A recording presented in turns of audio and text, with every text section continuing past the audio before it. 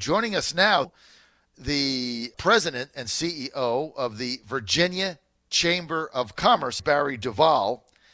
Barry, great to have you with us, man. Well, good morning to you and good morning to your listeners. It's a pleasure to be here. And just picking up on your last comment, I was honored to have two occasions where I met President Bush 41, John. He was an extraordinary person when I was a young mayor in Newport News. He came to Newport News for the christening of the George Washington, and then a year later, you can visit with him at the commencement at Hampton University. Just an extraordinary person, and we all are better for his public service. So thank you for mentioning that today. I know we're here to talk about another matter, but just an extraordinary person committed to public service.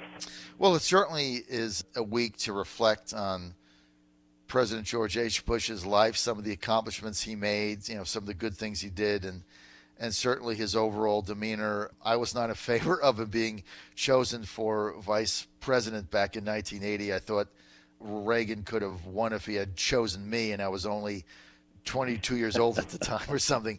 But I was not in favor of that. I was for Jack Kemp or James Buckley at the time or someone else that I thought could have better carried on the Reagan legacy, what I thought it would be back then in 1980. But he turned out to be a great vice president. He was very loyal to Reagan and the cause. And look, there was a time when he was president of the U.S., Barry, where I think his approval rating was like in the high 80s or the low 90s. It was actually 92% after the Gulf War. Right. I was the mayor of Newport News from 1990 to 96, and I remember the Gulf War very well and how successfully it was managed and how the international community supported it. And he asked America to single out the July 4th holiday as the National Day of Celebration to honor our troops. And I remember we actually got permission from the FAA to close the Newport News Airport and had the largest celebration of any kind at that point in history to honor our troops and celebrate that victory. But I think it kind of pivots back to the fact that he lost his reelection, many believe, because the economy started to slow. We were in the middle of a great recession, and people are focused on economic development, and they're especially focused on their own individual family's prosperity. As you get closer to elections, it tends to manifest itself. Hey, there's no question about that. We saw that certainly in 92 with the Bill Clinton win, and we saw that with Trump in 96 also. Let us talk about your economic summit coming up, Barry. I think Friday in Williamsburg. Tell me about, this is an annual thing that the Chamber of Virginia does. Tell me about your economic summit in Williamsburg, what your objective is. Well, thanks for having the opportunity to speak to your listeners about the Virginia economy. We focus on this at the annual Economic Summit. This is the 9th annual Economic Summit. Our theme is Transforming Virginia's Future, and we reflect on the past year and focus on the next year. As you know, we've had a lot of recent economic success. We've had a number of announcements, 25,000 new jobs with Amazon coming. Micron announced $3 billion of economic investment recently, and our unemployment rate is under 3%. And overall, we're improving in our national rankings. So we use the Economic Summit as an opportunity, almost like a report card on Virginia. Most of us remember report cards. Yep. Most of us, either in school or in work, are held accountable by annual reviews.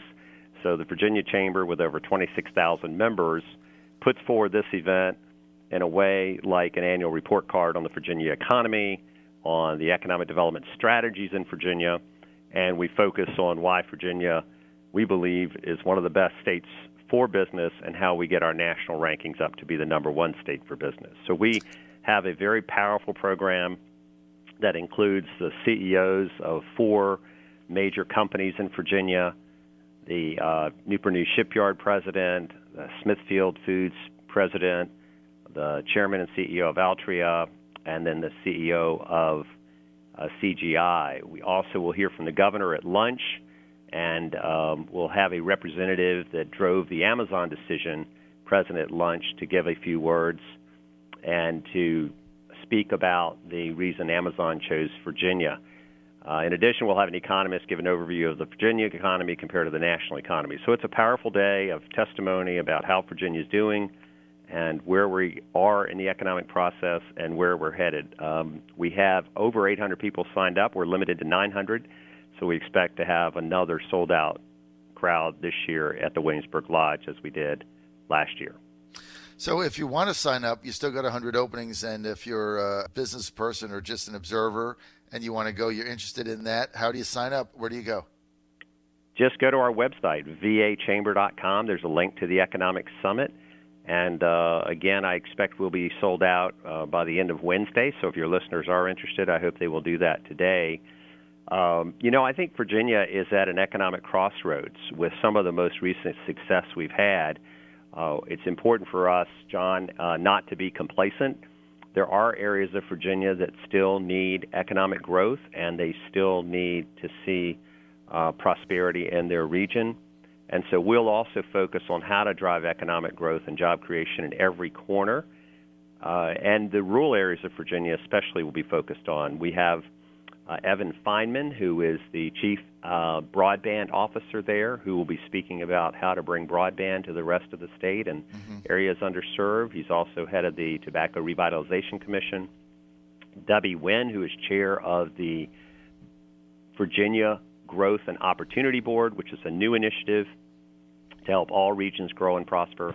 And Stephen Murray, the Virginia Economic Development Partnership, lead on economic development for the governor's office. So it'll be a powerful event with focusing on a number of issues that relate to Virginia's competitiveness.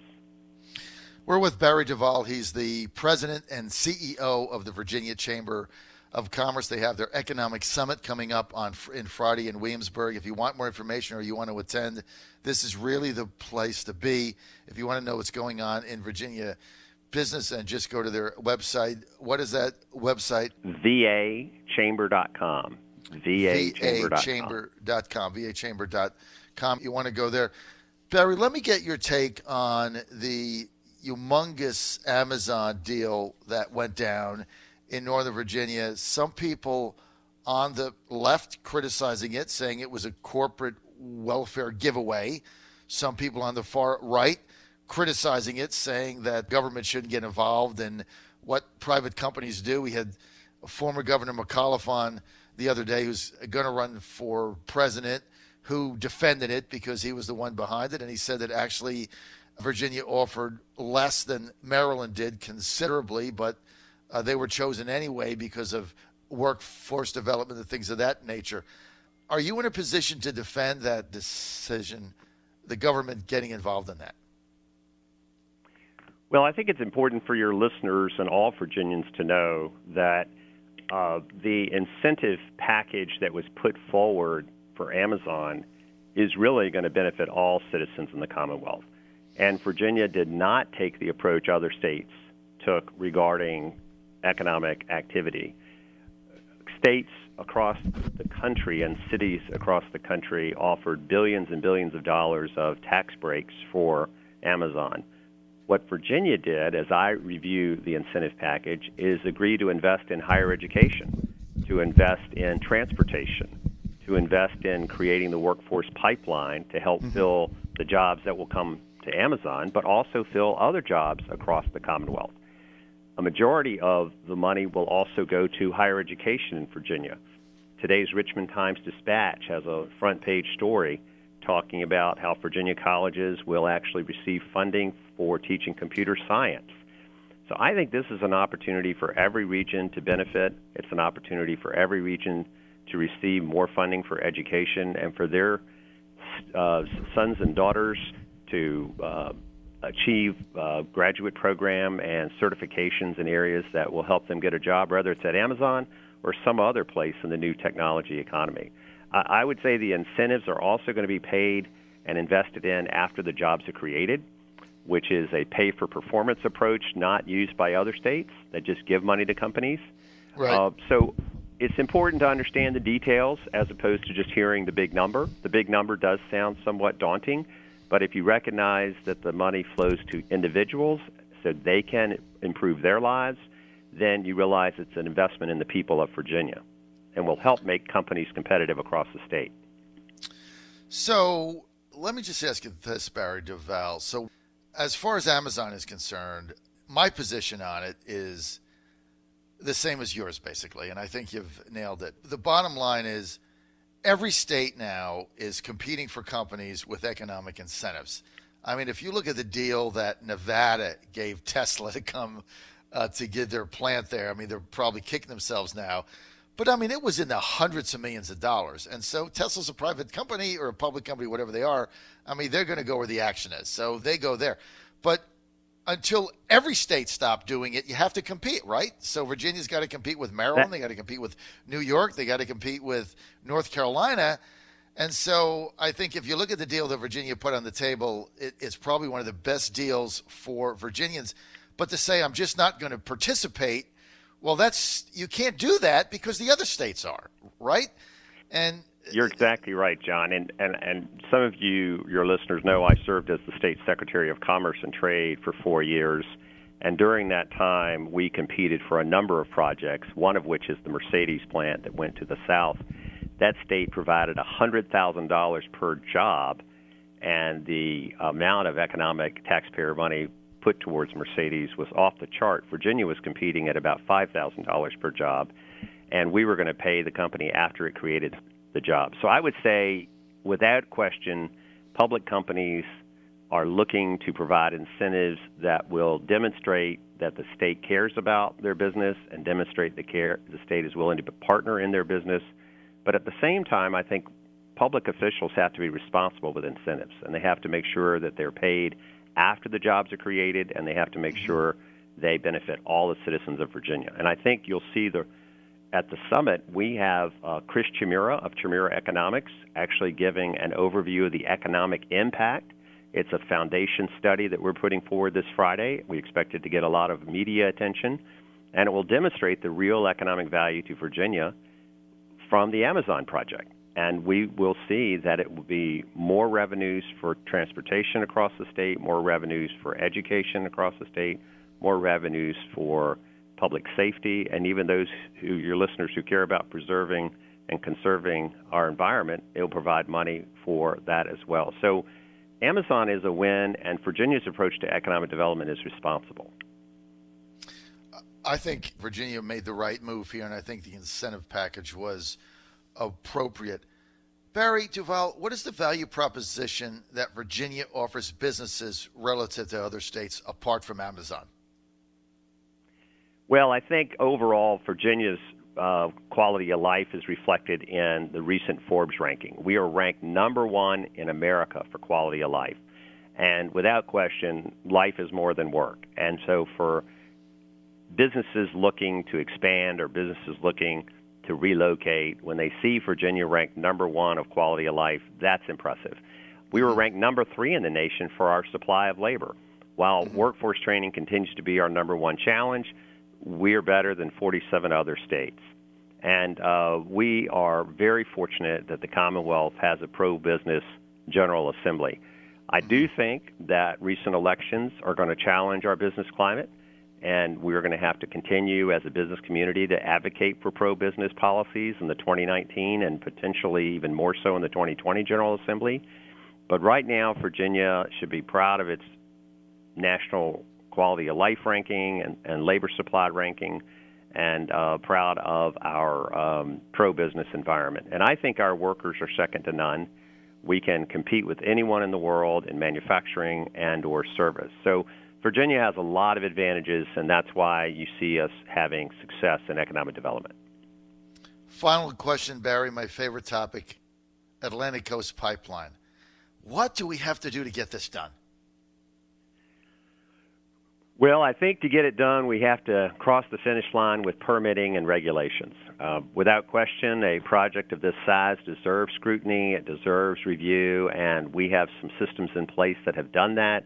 The Department of Environmental Quality has undergone a process that the Atlantic Coast Pipeline is meeting. The federal government is undergoing a process that the Atlantic Coast Pipeline is meeting. But at this point, delays caused an increase in cost for the project. Originally a $5 billion project, I think mostly due to regulation and other factors, has moved to a $7 billion project. most importantly, I hope your listeners realize that Virginia imports power today because we don't produce enough for the demands. And there are regions such as Hampton Roads that at times has to regulate how much natural gas their users can have. And it's a result of us not having enough natural gas in the state. So the Atlantic Coast Pipeline is over a $5 billion project. It'll create over 8,000 jobs during its construction. It'll have over 1,500 jobs ongoing. It'll serve every region that is short of natural gas today. And it's a job creator, and it will help transform Virginia's economy. And I'm hoping that the government process will be complete soon and they can move forward with the construction of this important project. Well, we have to get this done, Barry. Thanks for that update. We really appreciate it. Barry DuVal, President and CEO, Virginia Chamber of Commerce. They got the big economic summit coming up in Williamsburg on Friday. Check it out. Still got 100 seats remaining, 900 tops, 800 in. Go to vachamber.com. That's vachamber.com. Barry DuVal, thanks for being with us, man.